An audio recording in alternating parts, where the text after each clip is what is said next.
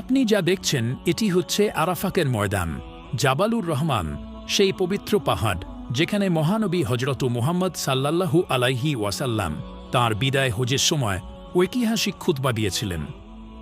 এখানে দাঁড়িয়ে কোটি কোটি মুসলিমের চোখের পানি ঝরে, কারণ এটাই সেই স্থান যেখানে মানুষের গুনাহ মাফ হয়, দোয়া কবুল হয় আর রহমতের দরজা উন্মুক্ত হয়।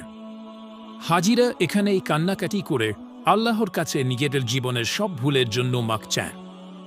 আরাফাতের এই ময়দান ছাড়া হজ পূর্ণ হয় না। এখানে উপস্থিত না হলে হজও বাতিল।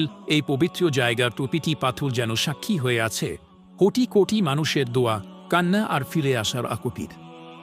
হে আল্লাহ, আমাদের সবাইকে এমন সৌভাগ্য দাও যেন আমরাও এখানে এসে ক্ষমা প্রার্থনার সুযোগ পাই। আমিন। এটা একটি ইসলামিক চ্যানেল। ইসলামিক ভিডিও পেতে সাবস্ক্রাইব করুন।